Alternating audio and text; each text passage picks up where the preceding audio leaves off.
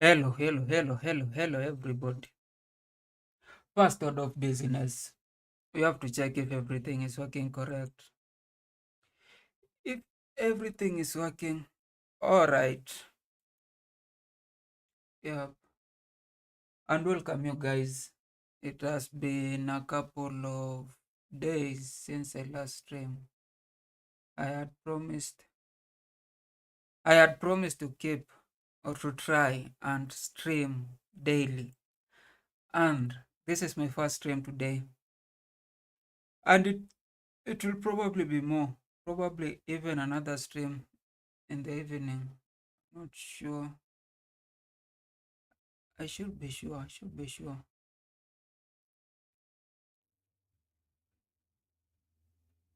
But let's see. Let's see the sound.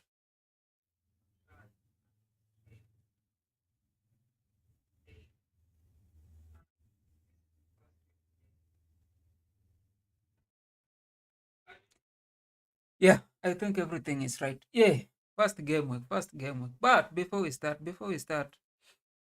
if you are getting in, kindly share every time you meet our videos, and subscribe every time you come across our videos, you come across anywhere, be it in YouTube, because that's where we are, that's our base. And then you can also find us in Instagram, you can also find us in TikTok, you can also find us in Twitter. You just Google biased pandit on Instagram, on TikTok, on Twitter. So, hey, this is the first game week, and I'm just a little bit tired because the results were not what I would expect. Like throughout the first games, the first game was Liverpool versus Bournemouth. Liverpool won, and then Saturday it was Aston Villa, Newcastle, Sunderland, West Ham, Tottenham, Burnley, Brighton, Fulham, Wolves, Man City. Then on Sunday, Forest, Brentford, Chelsea, Crystal Palace, and Man United and Arsenal. And those games have really showed me, you know, Nigerians usually say "Oto." They're really Jamaicans usually say "bombo clat." Like you see something and you expect it to be different than what you had envisioned, and then just things just are moving in the opposite direction. And I'm not as confident as I was last week. I'm not as confident as I was after the Club World Cup, after the preseason games. And it's not just about Chelsea, it's about every other team. The way I had thought Liverpool were bound to play, or the results will be, it's just different after seeing them play. And then I'm seeing Man City, and then it's just different. And then I'm seeing Man United and Arsenal, and then it's just different. And then there are just the ordinary culprits, the Forest, Newcastle, Aston Villa, Bournemouth to some extent, Brighton, Fulham, Spurs. And I just feel like probably, whatever was going on in my mind, whatever I had thought this season was going to be, it will be very, very different. And there are things that I will talk about the season after seeing the game weeks, after seeing the first. We still have a game, Leeds versus Everton today, but that's not very important. What I'm going to talk about is going through all these games, and then whatever I had thought this season was going to be, whatever I thought, whatever I'd said, like I need to change. I need to at least try and not be very, very biased. Like just look at the results, look at how these teams are playing, and then just make a very, very, very unskewed,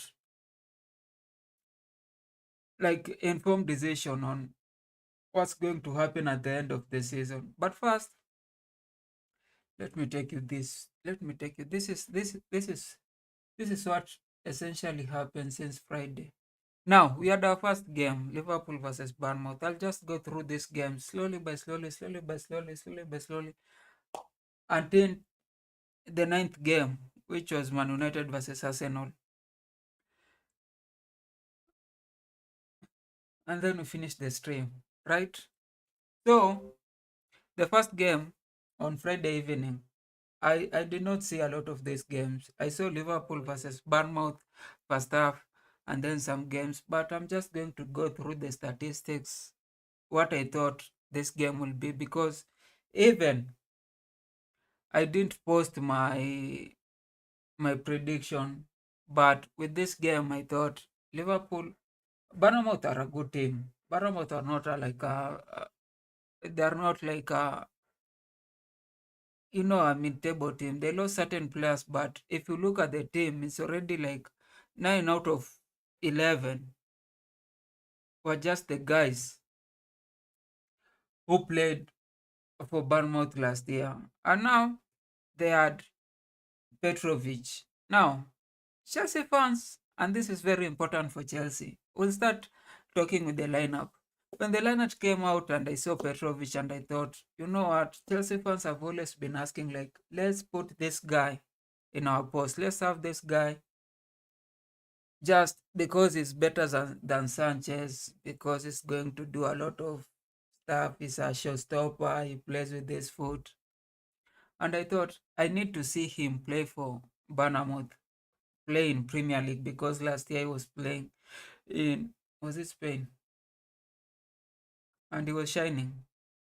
And people expected a big team to take him, but none of those teams took him. So he landed in Bournemouth. And Bournemouth had Petrovic, Senesi, Diakite is a new guy. I think so.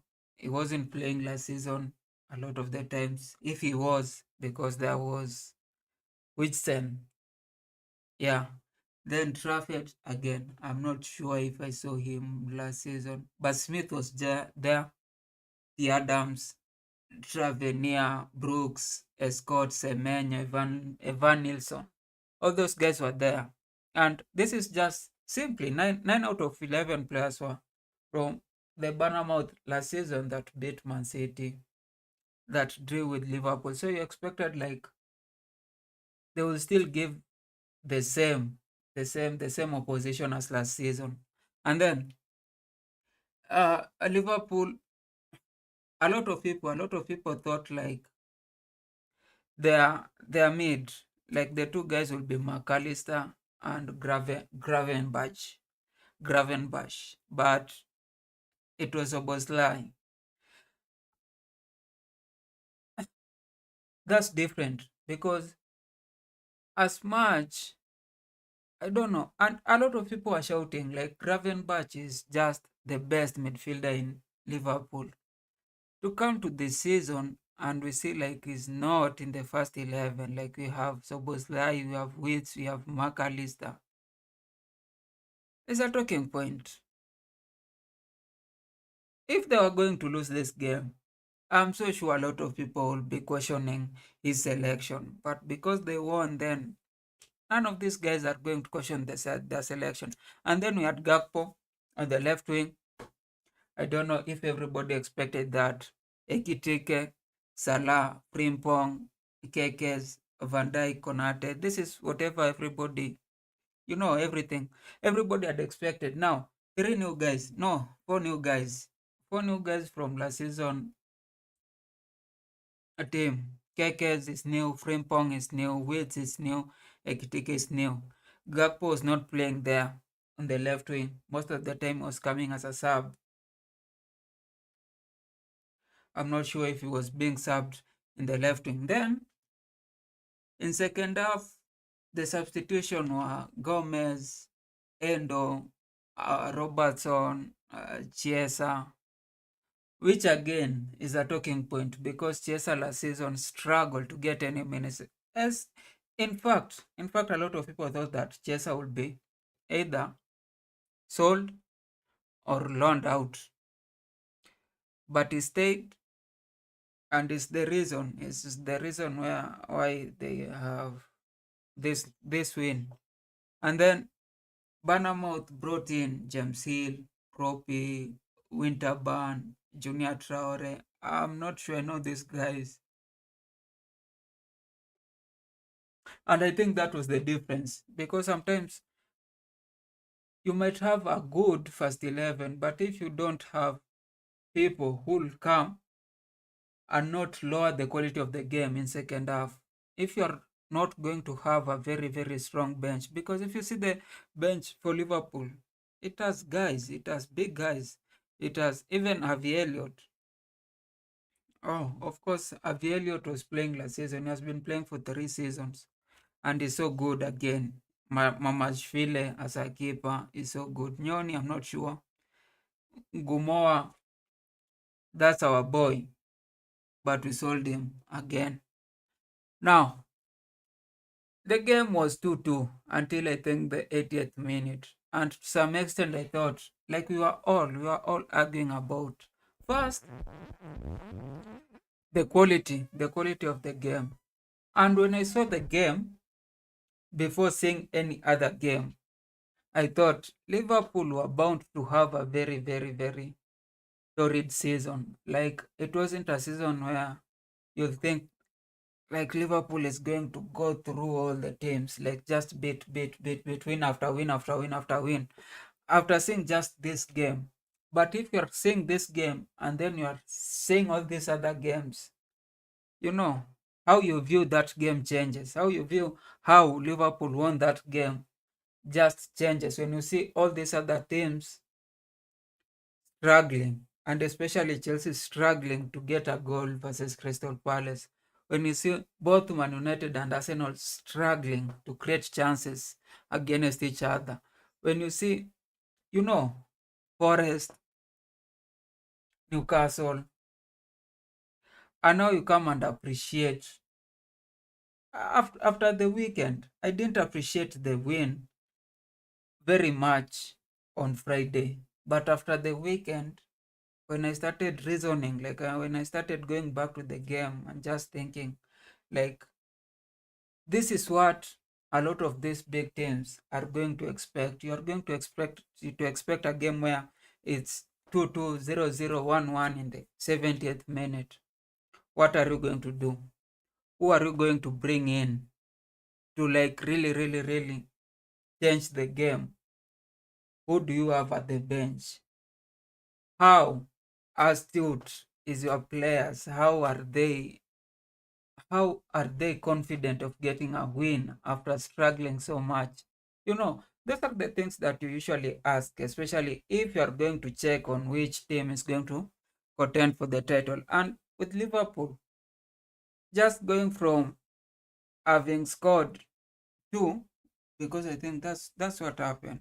Or am I ahead of myself? Let me.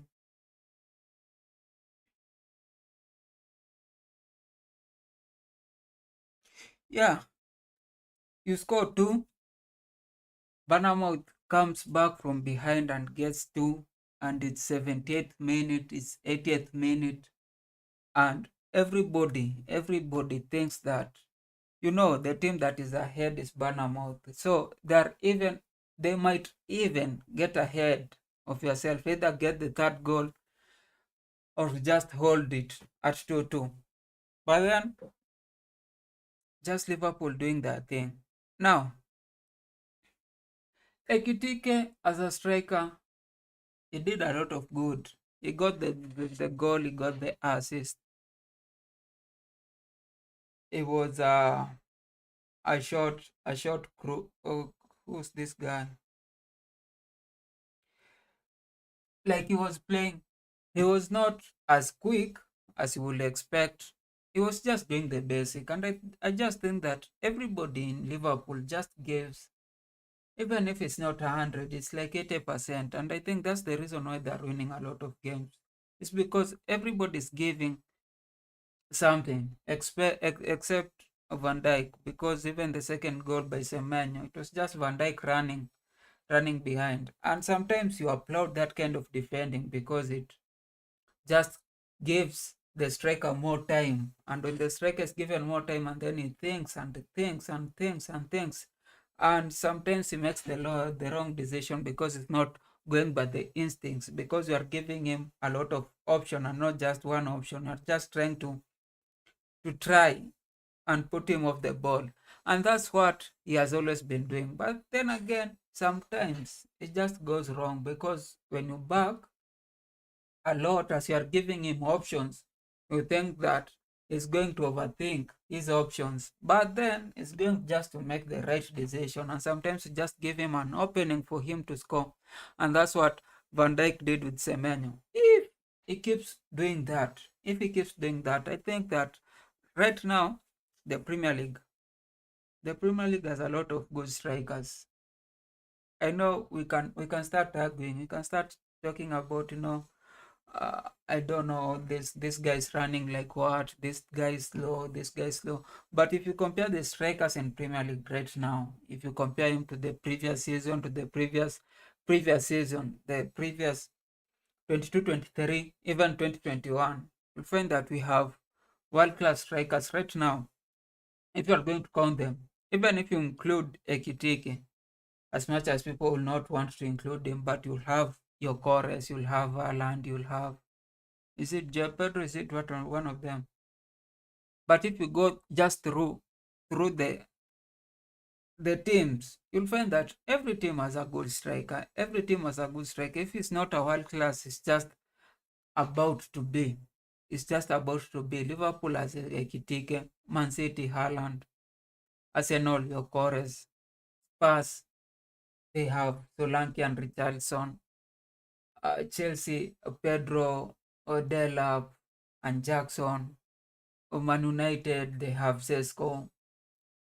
Uh, you know, you just come down, and every team has a good striker. So if Van Dijk and the rest of the defenders are just going to give some of these strikers enough time, and not just the strikers, even the forwards, even the attackers, then you are probably going to have a season where there will be a lot and a lot and a lot and a lot of this game. So in this game, in this game, in this game, Liverpool, Liverpool show that they still have that thing where they are set to get the point, whether a team likes it, whether a team doesn't like it, whether a team is trying to prevent it, whether they're playing well, whether they're not playing well, they are just bound to get a point. And it looked, it looked, it has been the same way with Klopp, with Dan Slot the first season. Sometimes you are looking at the game and it's 88th minute and it's draw, or Liverpool are down. And then they just do their substitution, they just do their changes, and 7 minutes later, 90 plus 5, 90 plus 6, they just get the goal that they want. And I think this is going to continue, because Bournemouth is not a smaller team. Bournemouth is a good team. It's a team with good defense. They have Petrovic, Senesi, Smith, Diakite, who are not like, those are good defenders. They have shown last year. Some of them have shown 2 years. Some of those players have been 3 years in the Premier League, and they've played at the higher level, and they have just shown that they can always defend until the end. And to have a team which makes substitution and just gets the goal that they need, whether it's 90th minute, whether it's 95th minute. So again, as of now, I'm still worried about this Liverpool. I thought when they're when they'll be adjusting, some things will change. Like Salah will not be getting the goals, but then Salah gets the goal. You feel if Salah doesn't get the goal, they will struggle to get the goals, and then without Salah, they're still getting 3 other goals. They're bringing in Chiesa, who's making the goal. Gakpo doesn't play as a typical left winger, but then always gets the goals. And now you have Ekitike who's getting the goal. And they are bound also to sign Isaac, because if Isaac is not playing for Newcastle, he's going to be signed. And if he's going to be signed and then you add Isaac to this thing, they might get back to back Premier League. I might be ahead of myself. I might be ahead of myself. It might just be Bournemouth that's shit, and I'm just thinking otherwise. But having looked at the other games, which I'm going to talk about it just right now, then the other game was uh, the other game was Aston Villa Newcastle. It ended 0-0. Do we need even to talk about Newcastle? Now, Newcastle was the same. I think they were just playing. Aston Villa got a red card, but it was at the end of the game. It wasn't like they were playing 70 minutes without the player. And if somebody, it was very important. So, Newcastle again, Pop, Shah, Ban, Livramento, Trippier, Guimaraes, Tonali, Jolentin, uh, Barnes, Gordon, Elanga. Now, uh, it's just like the same team from last season. It's just that Gordon, who was playing on the right wing, Gordon was playing on the left wing. Gordon, who was playing on the left wing, is now playing as the striker. And then you have Elanga on the right wing, and then Barnes on the right wing, on the left wing. Now, that's the only difference. Every other thing is the same, which again you expect the same Newcastle to just give the same amount of output, like if they're going to score. And then this is the battle of six. This is like the battle of the sixth position. Like these are the teams that if they're doing so well, they'll end up in position 4, position 5. But then it's position 6 or position 7. Like there's a lot of teams which are just fighting for position 4, 5, 6, 7. If you remove like Chelsea, if you assume Chelsea is so good, and then Chelsea, Arsenal, Man City, Liverpool are just playing on that, then last season Spurs and Man United were so not playing so well. But if you assume they'll still be working on their play, they will again be around there. And then you'll have Bournemouth, you'll have Brighton, and then you'll have this Aston Villa, and then you'll have Newcastle. You know, like just 6 teams fighting between position 4 and 9, or sometimes position 5 and 9. And again, Aston Villa didn't have a lot of changes. Bizot, I think the keeper was, I think the keeper got a red last season. Martinez, is it Martinez? And then Digne means Konsa got the red. Cash, the same team. Onana, Kamara, the same team. Tillmans, Elements, Rogers, McGinn, Watkins, just the same team. They did not even change a single player. Did Aston Villa sign anybody? Need to know. I need to know.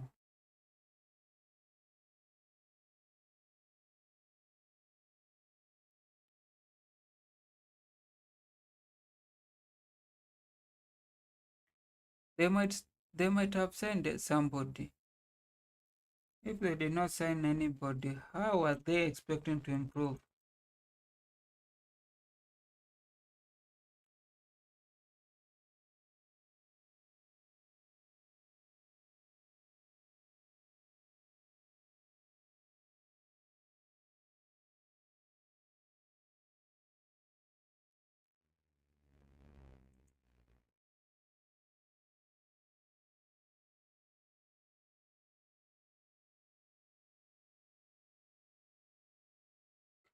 My internet is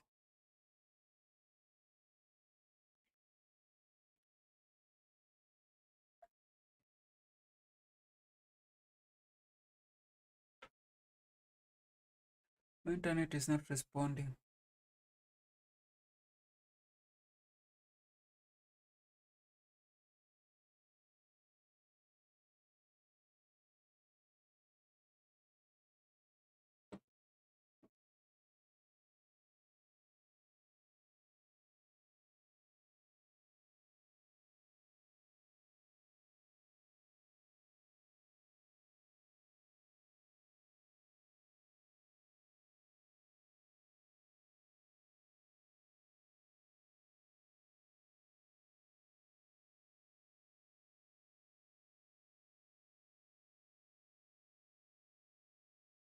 Buendia, Torres.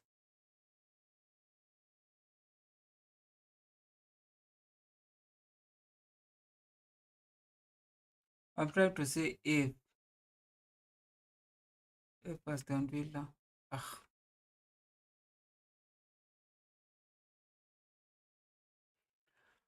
Marlen, Madsen,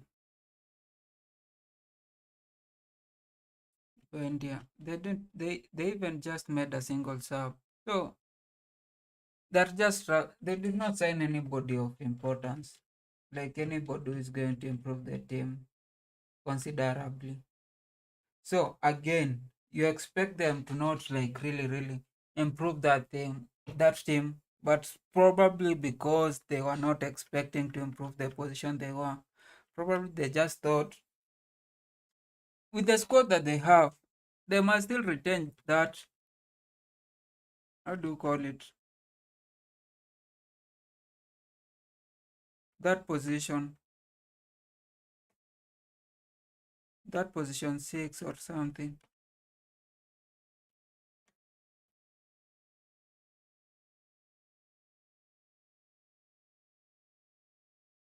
which is okay. But then you can see the game. Even Newcastle had much of the possession, much of the attacking point. They were playing the ball on Newcastle, on Aston Villa's side. And then, especially after they got the red card, and then they just went into the defending mode, which is expected from the coach. The coach is always defending. He always play a certain game where it's either man marking or just defending. It's purely a cup. It's purely a cup coach. If you are playing for the cup, which I wonder why Aston Villa has not won a single cup, while Crystal Palace have now won the Community Shield and the FA. Last season, did Aston Villa win anything? I think they were in UEFA. But how he usually plays from Villarreal, Sevilla days, he was always a cup coach. And he will find his team to play, to be at the top of, not the top really, but among the top 4 to 5. So he always find himself and his team in either UEFA or Europa, Champions League or Europa. And I think that's the same thing that they're expecting to be doing. But I'm not sure like Aston Villa is coming to anything. You can just see the game. You can just see a team and you see like they lack both of these teams. They are good teams, but they just lack, you know, the ambition. The ambition from the owners, the ambition from the, which means the players are also, they don't have a lot of pressure, which may mean they can perform or they might not. And then the other games was, which especially was very Brighton versus Fulham. I saw the game. It wasn't a snooze fest per se, but it was a good game. Brighton were dominating a lot of the games, but then they got the goal and then Fulham equalized. And it was, the only thing from that game is, I don't know, there are still mid-table teams which can, on occasion, upset any bigger team. So we are still waiting on some of these teams. If you're talking about teams that can upset the bigger teams. Most of the times, they're not like the teams in fourth position to six. You don't expect Newcastle as much as they'll give you enough opposition, but it's because they open the way they play. Bournemouth sometimes usually opens the way they play, and for a reason, I'm not sure. Sometimes it was just Brentford that was offering the most upsets. Then it was Wolves before Nuno was sacked, and then we had now Fulham because they always play compact, and Brighton because whenever they had the kind of players, because sometimes if you are looking at Chelsea right now, we have five Brighton players. Whenever they had the players, they will just give you or just offer the right kind of upset to these bigger teams. Right now, I'm not sure which team will offer that. Now, Fulham, the way they are playing, they were compact. They were struggling against Brighton, but they were not allowing any team to score them. They were not allowing just to be, to be flogged around, especially in defense. If they keep playing it that way, I'm so sure they're going to offer an upset. But there are not a lot of things to talk about in that game. Just the fact that some of these teams have lost a lot of players and they still play like properly. And then there was Baleba, who was so, I think he just feels he's so good. He's so good that sometimes he lost a couple of possession, but I think he was just feeling himself. Sometimes he will get the ball and just look around, like survey, like he was playing as if he's, I don't know, Savi. He wanted to play like his Busquets or Savi, just slowly. He wasn't doing that thing that Man United were talking about, just cruising through defenders, just being a ball carrying midfielder. But he was playing so well. I'm not sure. He wasn't. Let me check how much he was rated in this game. Yeah, 6.7. It was even lower than I had, 7.3. And I can see why. Because he lost a lot of possession. Some, not a lot, some of the possession because he was just dilly-dallying on the ball. Probably because,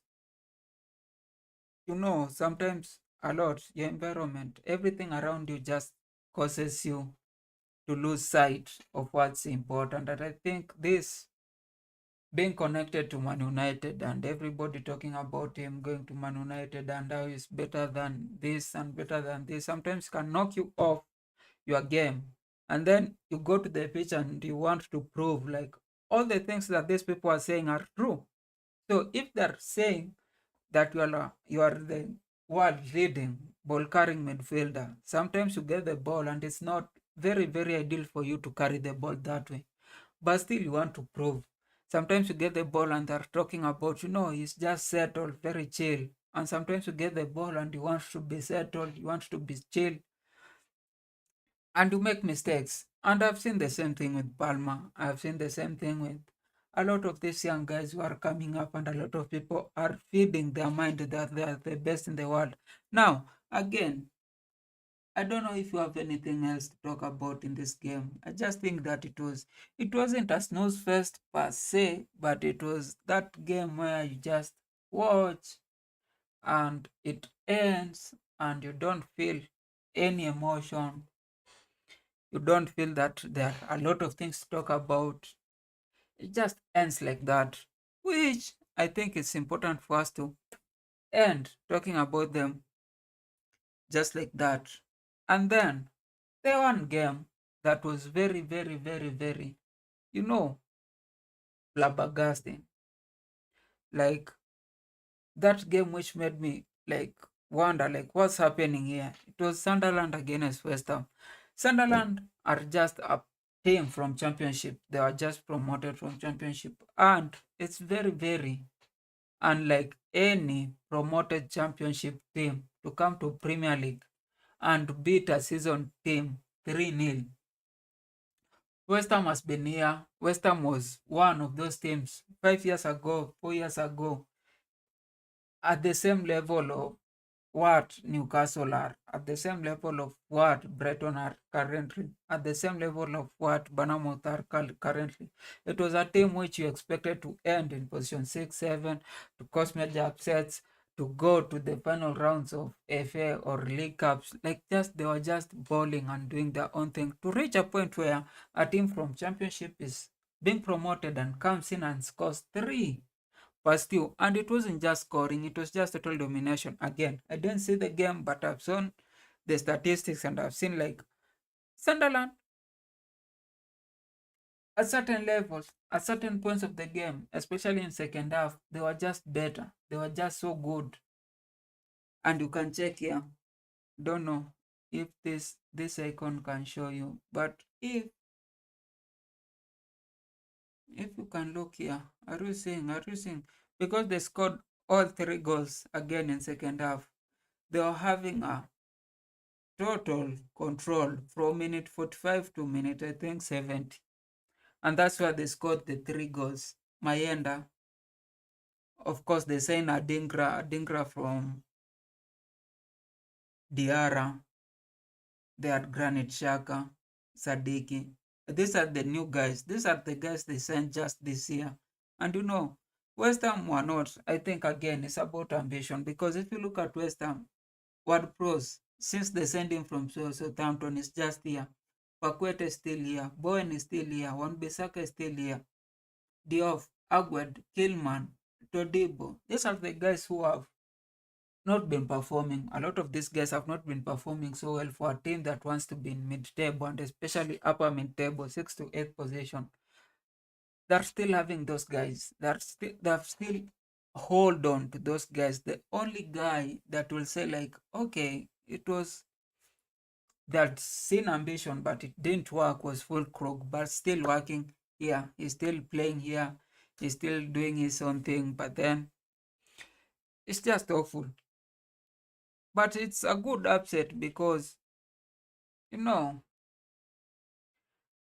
it's a good upset because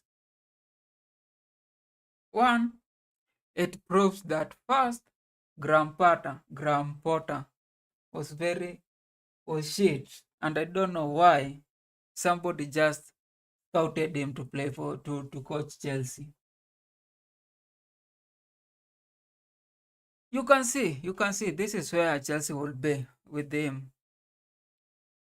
And it's a good thing again because for the previous 2 to 3 years, a lot of teams who are coming from the championship will still be going back. And there was this discussion that that there's a huge difference between the Premier League and Championship because the Premier League have a lot of money and now they can get whoever they want. But then the teams that are coming from Championship are not getting the same funding, which means even if they come to Premier League, they will soon either way just not have the quality of players to come and compete in Premier League. Now, when you see a game like this one, it just shows that there have been changes in the last 2 3 years, and you expect one of these teams or two teams to remain in Premier League if this is what continues. Now, after this first game, I think West Ham, if they don't, if they're not careful, especially they just escaped relegation last year. Very, very slim. Like slim. It was just a slim. But if they continue this way, then they're going to relegation. That's that about this game.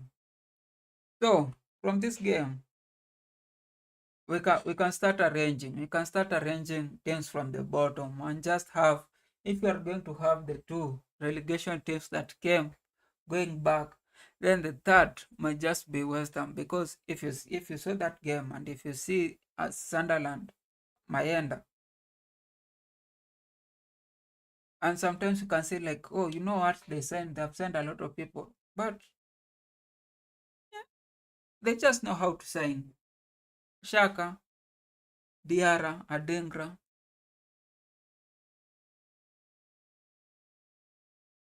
Mayenda, just knowing who to sign for the place that you are. And then that ended. And then the other game, Tottenham versus Burnley. Burnley is coming from relegation, is coming from the championship, and Spurs won. And after seeing just Spurs play throughout the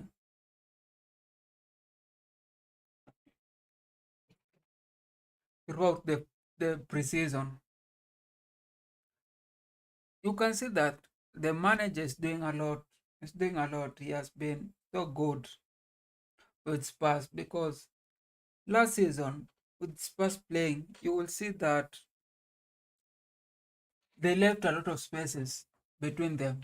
Like it was between the midfielders, the defenders. Sometimes you thought, I used to think, and it's not just me. I think everybody who was watching a lot of those games will tell you that Spurs had good defenders, but then there was just a lot of space between their midfielders and their defenders that at some point they will face a lot of attacks, face a lot of they'll concede a lot of chances, and it's because there was just a misconnection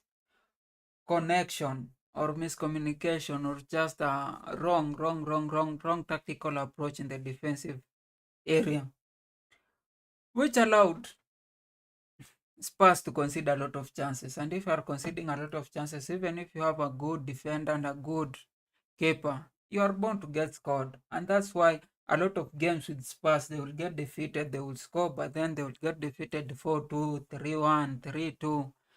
And you can tell that this coach has tried to work the defensive unit, even with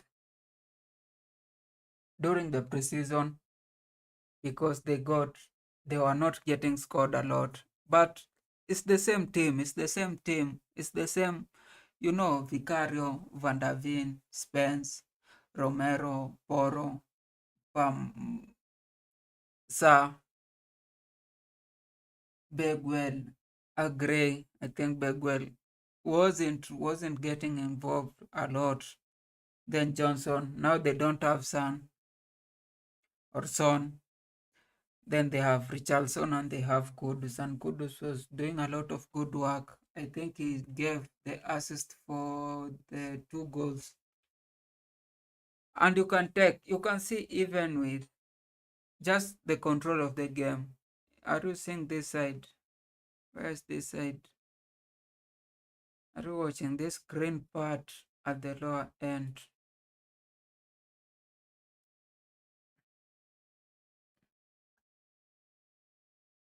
I need to have something like a green screen here. So I'll just be pointing. See, look at this one, and then you see it. But you see, they were controlling the game. Play of the match was Richarlison because he scored 2 goals, and then Johnson scored the third goal. And there's just a lot, a lot that happened in that game. So Spurs won 3-0. Will Man United get to top four? They still have to work. There's a lot of teams that you can say are better than Man United. They are improving, but I don't think they'll get top four unless I don't know what they have to do. But for me, top four, I think again it will be Liverpool, Arsenal. If Man City keeps playing the way they're playing, you'll have them. And then you can't rule out Chelsea. You can't rule out, you know. And then after those, then you'll have teams like Newcastle. They're not going to be shit. Then you have Spurs, then probably Man United. But it depends in the way they'll improve throughout the season. But Top four, I don't think they're going to get top four this season. It will be hard for them, especially now that they have started losing. They're playing so well, but they're not getting the results they need. That was one game. And you expect them not to continue, getting certain results with teams like Man City, Liverpool, uh, probably Chelsea, probably Spurs. So Spurs and Man United getting top four, I don't think, but they'll be around 5, 6, 7 if they play so well. But if Man United keeps improving, then they probably get top four, maybe next season if they improve. That's what I think. Unless they prove me wrong. Unless they prove me wrong.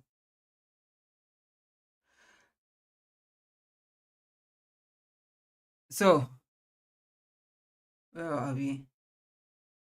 Yeah, I was just saying that Spurs are a good team. But then people are claiming it's just Burnley and they're from relegation. They're from championship. Whether that proves Spurs are good or not, you'll have to watch in game two. But I think even with preseason, they were just scoring. They were just scoring and defending. They're playing better than the way they were playing last season. So if they are playing better than the way they played last season, then you expect them to be in a better position than last season. And that means going above the table because last season they finished I think 16th. Was it 16th or 15th? But that was unlike them. Then Wolves again with Man City. Now, I thought Man City were not going to be good this season because they were not performing the way you expected them during the Club World Cup, during the preseason, and just overall at the end of last season. But yesterday they just beat not yesterday, on Saturday they just beat Wolves 4-0 and they were just playing so well. They were just controlling the game. Like they were not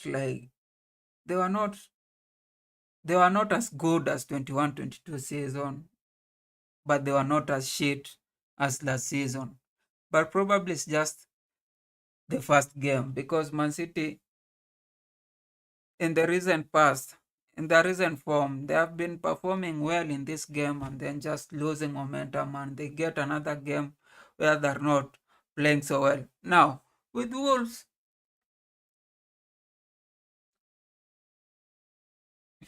they have their own issues.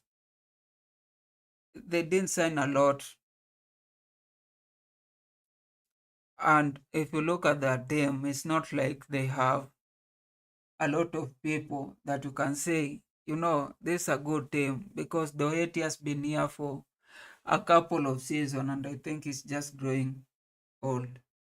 And then you look for the other guy, Munetsi, Hoover, Andre, Gomez, Larsson.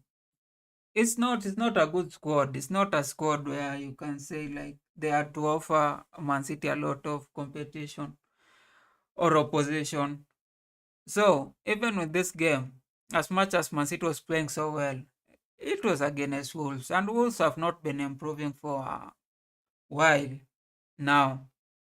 So for us to use this game to say Man City are back, I'm not sure I'm going to do that. I just think I'll have to wait until the next game and then the game after the next game until they meet an opposition that will see and rate and make our final, verdict on whether Man City is back or Man City is coming to take, you know, to retake the first position or it will struggle.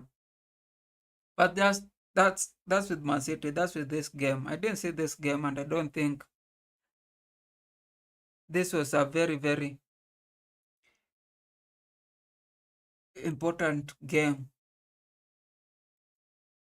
this week, like to rate Man City or to make a verdict on the other games. Now, we go to the two games that were important for me and important for the rest of the league. Now, with Chelsea and Crystal Palace, this game, I think Chelsea came into this game with a bit of overconfidence. Like they thought because they have been beating a lot of teams, because they beat AC Milan, because they beat Bayer Leverkusen, because they beat PSG and the rest in Club World Cup. Now they're just coming into this game and they'll score a lot of goals.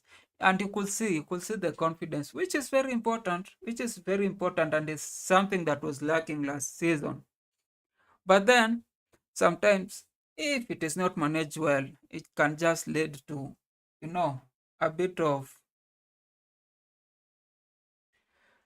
it can lead to a lot of troubles. Because in the defense, we have Chaloba, Champong, James, Kukurela, which is good. It's a good defense.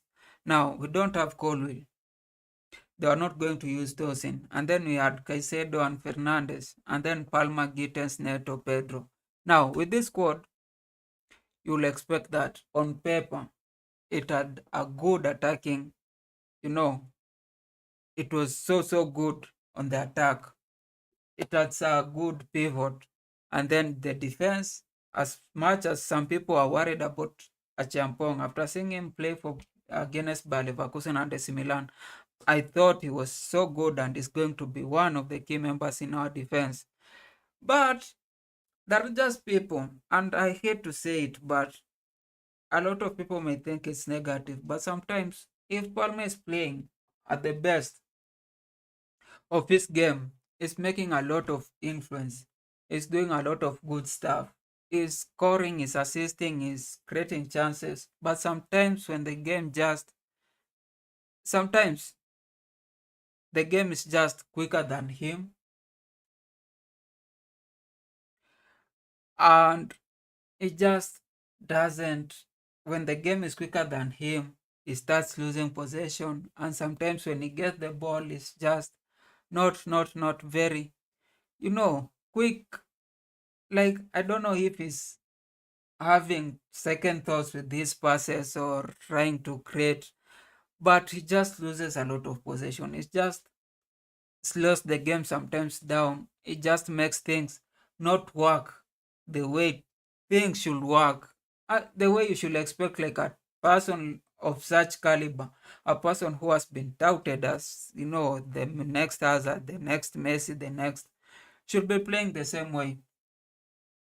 And I think probably it could be a problem to the coach, because sometimes you are being told that you never sub certain players, and I think it happened with Klopp trying to sub Salah, because sometimes the player is just not performing. And now, for me, if I was the coach, now I know Maresca has been doing a lot of good stuff with this team, but sometimes you don't need to miss a person at the midfield area, at the attacking midfield area. You don't want to have a person who's not working the way he should at that area. If you can't sub somebody, if you can't remove somebody who is not performing, then you better just take him to a position where he's not getting, like, his lack of usefulness is not hindering the team. And I think you need to get Palmer to that right wing. If he's not performing so well, you just take him off the ball. You just ensure that he doesn't get most of the ball. That's what I wanted this game, especially in second half, to happen. I just wanted him to be taken to right wing and have somebody who can put a lot of, effort at that attacking midfield area to get the ball to be quicker than all these other guys. Because I think with the formation that Crystal Palace had, they just had a lot of people around that area, which meant, and this brings to the discussion that people had about signing Garnacho or signing Xavi Simons. And I think it's very important because they give different solutions. When Estevao came in, he was able to get a chance, which all these other guys were not getting. When Andre Santos came in, he was able to get chances, which Fernandez didn't was not getting it. And that's what you expect with different guys. When you have Ganacho and you have Savi, they just give different solution. And in a game like this one, where all these other guys you are depending on are were all taken out of the game. Fernandez was taken out of the game. Palma was taken out of the game. Pedro, who we thought was going to score a lot of goals, was taken out of the game. You need new guys.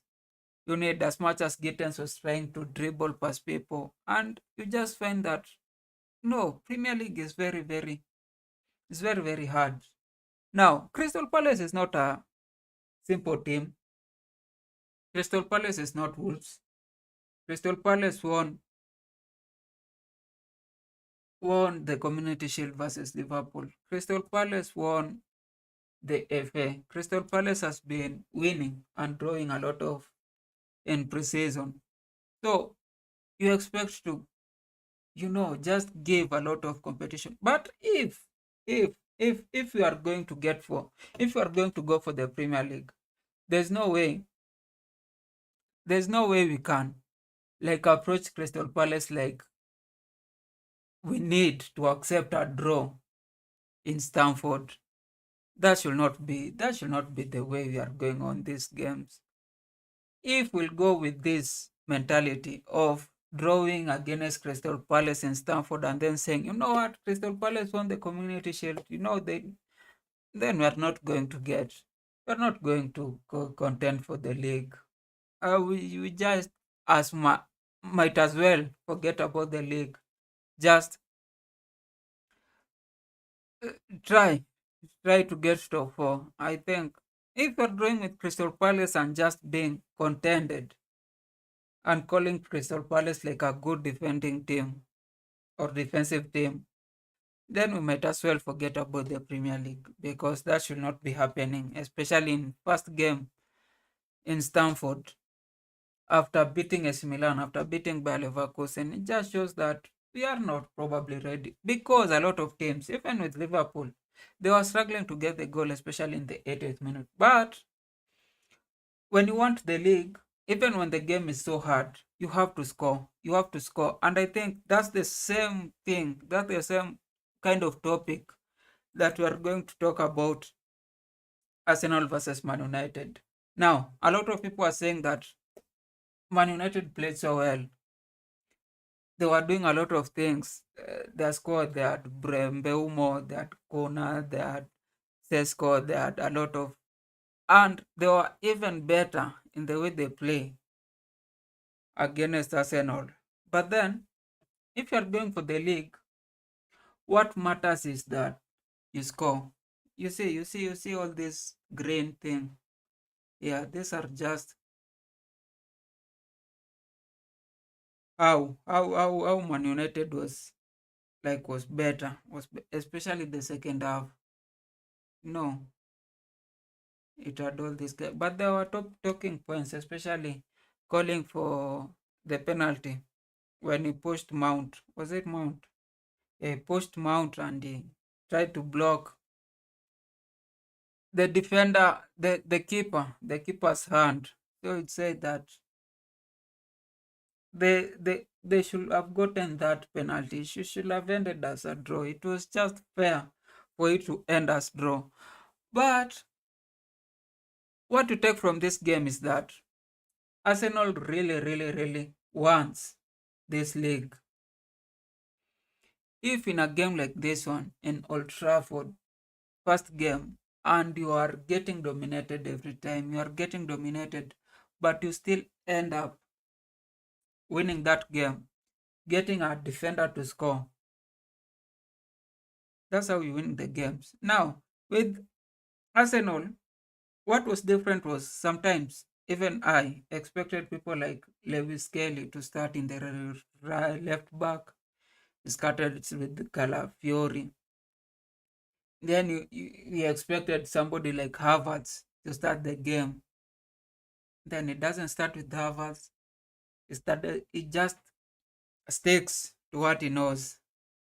4-3-3, and then you have Odegaard there. As much as people are claiming, Odegaard is past his time. We have to change the captain and give it to probably Saliba or something. Ateta just sticks to whatever he thinks. And it's the same way for Amorim. He just takes to whatever is working for him. Have Casemiro, have Dalot, have Yoro, Dili, Fernandes, Dogu, Mount, Beumo, Una, and then the different substitution. That's when you see how are these teams playing. I think now I loved Man United. I think they have a good tactician. They have done their business correctly this time. They might still need a mid, as I've always said. But they're not yet there. Now with Arsenal, if Ateta doesn't win this season and they still keep him in, then that's the problem. Now I think that's what happened this season. Now for next season, for round game 2, we are going to have, these are the games that will be played. Now we have a game today, but it's not very, very important. On Friday we'll have West Ham versus Chelsea. You have seen West Ham, Sunderland beat West Ham 3-0. So we expect that we are also going to West Ham to win that game. If it happens with the draw or we lose, now I'll just say like Chelsea this season out, out.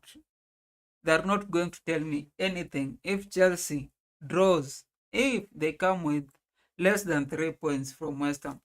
Now we'll also have Man City Tottenham, which is one of the good games to watch for this week on Saturday. And then Bournemouth versus Wolves.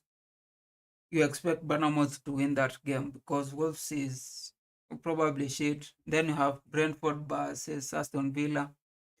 I'm not sure about that game. Burnley versus Sunderland. You expect Sunderland to win that game. Then Arsenal versus Leeds. You expect Arsenal to win that game. Crystal Palace versus Forest. I'm not sure about that game. Everton versus Brighton. Somehow you expect Brighton to win that game unless anything changes. Then Fulham versus Man United. I'm not sure. But based on what has happened this week, you expect Man United should at least win that game. Then Newcastle versus Liverpool is another good game for next season. So for next season, as always, I'll be watching for West Ham versus Chelsea. But then everybody needs to watch for Man City versus Tottenham, Newcastle versus Liverpool. I think those are the two big games or tricky games. Then these other ones are given. Unless you are a little biased. Unless you are a little biased, these other ones are given. Now, from us, our first week, we have Man City, Sunderland, Tottenham, Liverpool, Forest, Arsenal, 1 to 6. These things will play until I think the tenth game week. That's when we can say, our table is shaping up. But still, with the table, I just think Liverpool is still on contention to retain the Premier League. But then you have Man City, Arsenal trying to get back. Chelsea, the I might be a little emotional, but I just think that they're not working. They should have won against Crystal Palace. If they're not winning against Crystal Palace, why should we? Why should we all of a sudden try to put them at the same position as Arsenal, as Man City, as Liverpool? Then at the end, again, you'll have Leeds those who are bound to go for relegation. Leeds, West Ham, Burnley. You expect those three. Leeds, West Ham, Burnley.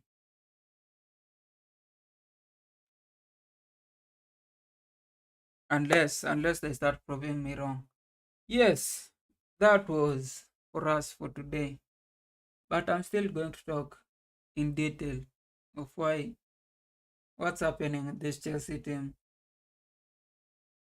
I just think that there's something that we need to talk about this Chelsea before we start putting our expectation. I hadn't said my expectation, but I was just talking about what if we bring this Premier League to Stamford? It will be a good thing. But if I'm going to talk about my expectation, I'll need I need to see the next week two games. Anyway, exotic.ftbl17 and all the other guys who have been here. Thank you for tuning in. Or like, share, subscribe to our videos. I might still come at the evening to make another live, but I'm going to just analyze our game to see what went wrong. What do we need to do?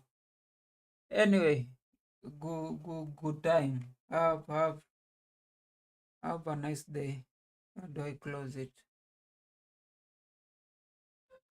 Have a nice day today. Let's